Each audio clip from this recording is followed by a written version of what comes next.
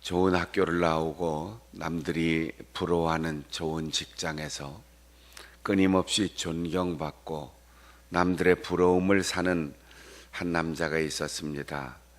여러 권의 책도 저술하고 끊임없이 공부하면서 다른 사람들이 감히 따라갈 수 없을 정도의 많은 지식과 그리고 삶의 업적을 쌓은 사람이었습니다.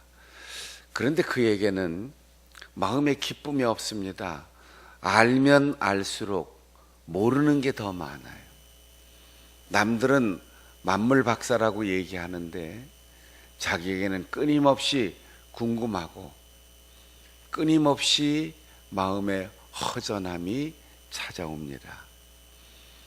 넉넉하게 살 만큼 재물을 모았는데도 그 재물을 쓸 때마다 기쁨이 있어야 되는데 욕구만 자꾸만 더해가요. 책을 내고 출판을 하고 사람들이 읽고 감동을 받았다고 하는데 자기는 자기가 지은 책을 읽을 때마다 불만이 많아요. 아, 이런 말을 써야 되는데 여기는 틀렸네. 자꾸만 자기 책이 못마땅합니다. 가정에 들어가면 가족들이 귀찮아져요. 사람들을 많이 만나면 만날수록 사람들에 대한 실망이 더합니다. 그래서 하루는 공원에 나가서 산책을 하다가 따뜻한 햇빛을 받고 또 지나가는 사람들을 보면서 도대체 삶의 즐거움이 무엇일까? 삶의 행복이 무엇일까?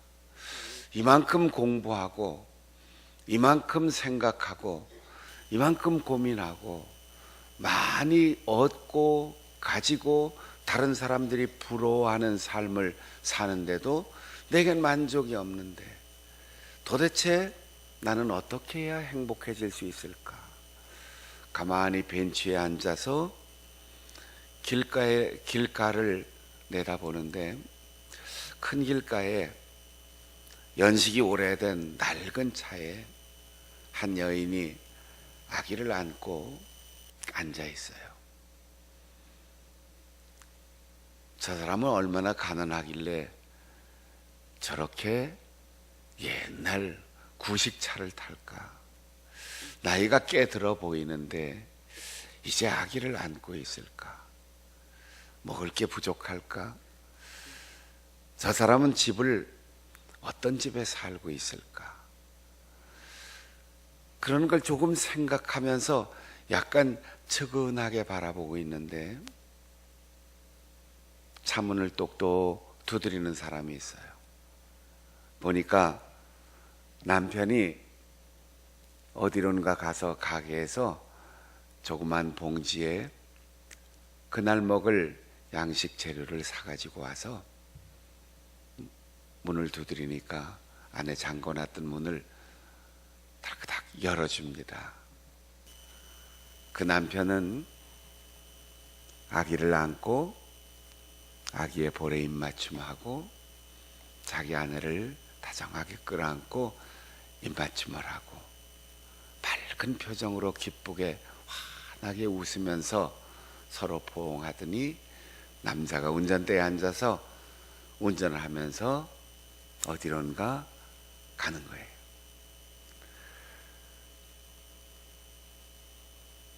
벤치에 앉아서 가만히 그 광경을 보던 사람이 문득 행복이 거기에 있었구나.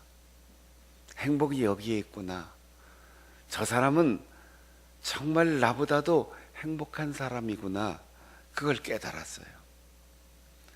자동차 배기량이 많고 자동차 편의 사양이 좋은 새 차를 타는 게 행복이 아니고 나이가 먹는 것 서러움이 아니고 젊어서 행복이나 많은 소유를 가지고 있거나 머릿속에 든 것이 많고 가슴속에 느끼는 것이 많아서 행복이 아니에요.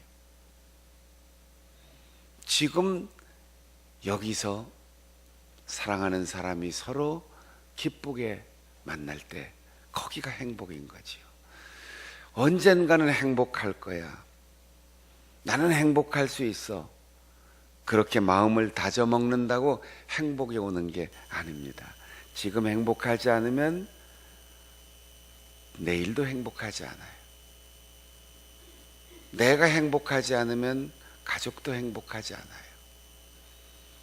지금 행복을 발견하지 못하면 아무리 노력해도 행복은 나에게 오지 않습니다. 아주 오래된 그러나 유명한 독일의 시인 칼 부세의 시가 있습니다. 산 너머 저쪽 하늘 멀리 행복이 있다고 하기에 남들을 따라 그 행복을 찾아갔는데 눈물만 지으며 돌아왔다. 산 너머 저쪽 하늘 더 먼 곳에 모두들 행복이 있다고 말들을 하건만. 행복은 멀리 있어서 찾을 수 있는 게 아닙니다. 행복은 가서 찾는 게 아닙니다. 행복하지 못하다고 느끼는 그 감정 때문에 더 먼 곳에 있겠지. 무지개를 잡으려 아무리 다가서도 무지개는 더 멀리 있는 것처럼 느낍니다. 행복은 지금 여기서 내가 깨닫는 것이 행복이에요. 오늘 읽은 본문에 모세가 120년의 인생을 끝내고 40년의 광야 생활을 끝내고 강 건너 저쪽 약속의 땅을 바라보면서 나는 강을 건너야 행복입니다. 나는 저 땅을 한번 밟아야 행복입니다. 저기서 1년만 농사를 짓게 해주세요. 안전한 땅에 가서 그 땅의 열매를 한 번이라도 먹게 해주세요. 그렇게 말하지 않았어요. 120년의 인생을 돌아보면 인생 70, 강건하면 80이라도 수고와 슬픔뿐인 인생 눈 깜빡할 사이에 남들의 평균 수명보다 거의 배나 되는 120년을 살았는데 그가 아쉬워한다든지 불만족한다든지 하나님 조금만 더, 한 가지만 더 그렇게 안타깝게 인생을 마치지 않았습니다. 120세의 세상을 떠날 때 눈이 흐려지지 않고 기운이 쇠하여지지 않았다고 했어요. 평균 수명을 다하고 자기에게 아직도 남아있는 힘이 있는데 하나님께서 오라라고 할 때 자기의 손에 아무것도 가진 게 없어요. 다른 사람이 볼 때는 아쉽고 정말 억울할 만큼 이렇게 고생만 했는데 내가 여기서 떠나야 합니까?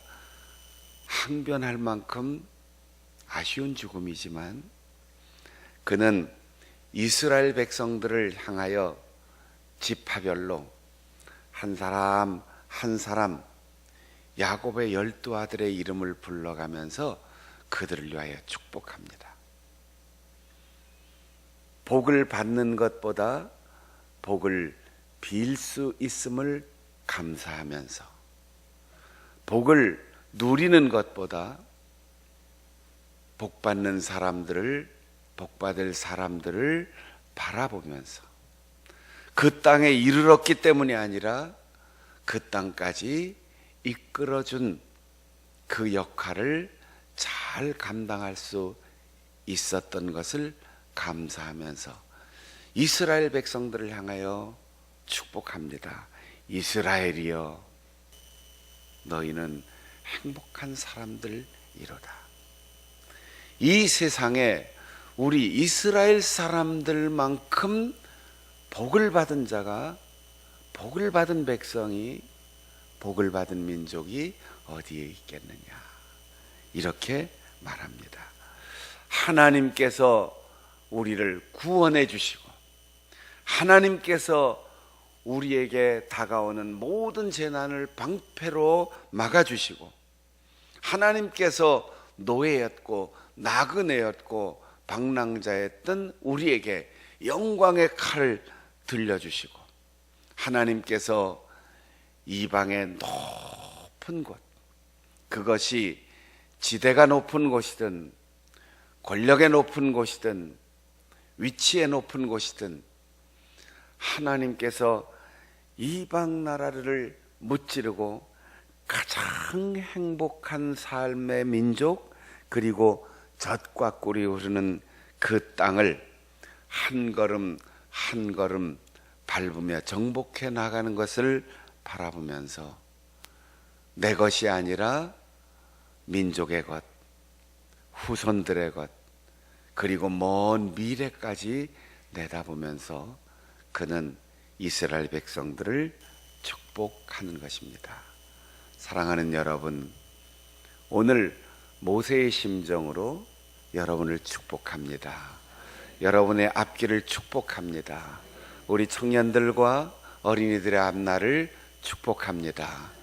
지금까지 살아오고 누려왔던 우리 대한민국과 그리고 부모님들과 우리 조상들보다 더 믿음으로 하나님의 영광을 드러내는 아름다운 가정, 아름다운 교회, 아름다운 민족을 이루어 나가고, 상처 없이, 고통 없이, 갈등 없이, 분쟁 없이, 전쟁 없이 평화로운 통일을 이루고, 이 나라 이 민족을 통하여 하나님께서 이스라엘처럼 온 누리에 이 복된 소식을 전하는 아름다운 우리의 후손들이 될 수 있기를 축복합니다. 영국 속담에 자기를 행복하다고 생각하는 사람이 행복한 사람이다 라는 말이 있어요. 사람은 자기가 생각하는 대로 이루어지는 거예요. 우리가 누군가 한 사람이 나에게 행한 못된 짓 때문에 자꾸 미워하는 마음을 속에 품고 있으면 미운 사람만 자꾸 생겨요. 누군가를 불쌍히 여기는 마음을 가지고 있으면 자꾸 불쌍한 사람들이 찾아와요. 내 속에 건강하고 그리고 균형 잡힌 마음을 가지고 기쁘게 살아가면 내 주변에 기쁘고 행복한 사람이 자꾸 오게 되어 있어요. 길을 가면서 보세요. 둘씩, 셋씩, 혹은 5명, 혹은 10명 이렇게 함께 걸어가는 사람들을 보면 어쩌면 그렇게 비슷한 사람들끼리 모여가는지 모르겠어요. 생긴 모습, 말투, 표정, 입은 옷까지 그렇고 그런 사람들끼리 모여서 다녀요. 교인들은 교인들끼리 모여 다니고 서로 얘기하는 거 보면 가끔 카페에 앉아서 이렇게 차를 마시다 보면 저쪽에서 비슷한 사람들이 얘기해요. 목사님이 어떻고 권사님이 어떻고 장로님이 어떻고. 교인들은 교인들끼리 또 같이 모여 다니는 거지요. 취미가 같은 사람은 같은 사람들끼리, 동창들은 동창들끼리, 마을 사람들은 마을 사람들끼리, 또 학부형들끼리, 유치원 자모들끼리 비슷한 사람들이 몰려다녀요. 내 속에 있는 생각과 마음의 상태가 서로를 끌고 다니는 거지요. 여러분 주변에 어떤 사람이 여러분의 친구가 되기를 원합니까? 여러분이 어떤 사람들과 같이 어울리고 싶습니까? 여러분의 마음에 말씀을 채우고 기쁨을 채우고 나는 참 행복해. 그러면 행복한 사람들이 여러분 주위에 몰려오게 되어 있어요. 아무개 때문에 속상해 죽겠어. 왜 그 사람은 하는 일마다 그렇게 미운 짓을 할까? 말끝마다 왜 부정적인 얘기를 할까? 어쩌면 말투가 그렇게 천박하고 그렇게 퉁명스러울까? 이런 생각이 자꾸 들면 그런 사람만 자꾸 모여들어요. 저 사람은 참 마음이 아플 것 같은데 긍정적으로 잘 해석하고 넘어가는구나. 저 사람 화낼 것 같은데 왜 화를 내지 않지? 궁금하면 그 사람에게 자꾸 끌리게 돼 있어요. 우리가 음식을 먹으러 갈 때 낯선 곳에 가서 식당을 고르는 방법이 딱 한 가지입니다. 쭉 지나가면서 볼 때 사람이 많이 있는 곳, 마당에 자동차가 많이 주차되어 있는 집, 사람이 많은 집을 찾아갑니다. 그런 집이 없어서 우연히 한산한 집을 식당을 찾다가 시간 넘어서 들어가게 되면 불안하잖아요, 그죠? 이 집이 맛이 없을 거야, 손님이 없어, 불친절할 거야. 그리고 들어가면 맛이 없어요, 불친절해요, 손님이 없으니까 틀림없이 음식 맛이 없는 집일 거야. 그러나 생각을 달리할 수도 있어요. 밥 먹을 시간이 다 지났으니까 손님들 다 갔겠지. 지금 손님이 없으니까 바쁘지 않아서 정성을 다해서 음식을 잘 차려주겠지. 조용하게 음식을 먹을 수 있어서 좋겠네. 그리고 들어가면 그 집 주인이 손님이 늦은 시간에 이렇게 찾아왔으니 고마워서라도 정성을 다해서 음식을 잘 대접하고, 바쁘지 않으니까 뭐 더 필요한 거 없으세요? 친절하게 잘 대접할 거예요. 자기가 생각하는 대로 내 앞에 어떤 사람과의 관계가 형성되고 나에게 일어나는 일은 내가 생각하고 바라는 대로 오게 되는 거예요. 러시아의 토스토옙스키가 이런 말을 했어요. 인간이 불행하는 이유는 자기가 행복하다는 것을 모르기 때문이다. 우리에겐 행복한 조건이 참 많아요. 기쁜 조건이 너무도 많아요. 그런데 굳이 마음 아프고 속상하고 불만족스럽고 다른 사람의 약점이 눈에 들어와서 꼭 9가지의 행복의 조건을 무시하고 한 가지 아픈 것을 끄집어내는 좋지 않은 지혜와 날카로운 눈과 비판 능력이 우리에게 있어요. 그거는 여러분이 직장에 근무할 때 계획서를 만들고 품질을 검사하고 그리고 미래의 사업을 계획할 때, 그때 날카로운 여러분의 능력을 발휘하시고 사람을 만나고 예배하고 신앙생활하고, 특별히 아무리 피곤하고 힘든 일이 있어도 가정에 들어올 때, 교회 문을 들어올 때, 믿음의 식구들을 만나고 우리의 좋은 가족들을 만날 때는 당신이 있어서 행복해. 우리는 참 행복해. 네가 있어서 행복하고, 부모님이 계셔서 행복하고, 형제가 있어서 행복하고, 교회에는 장로님이 있어서 행복하고, 권사님이 계셔서 행복해요. 당신이 있어서 행복해요.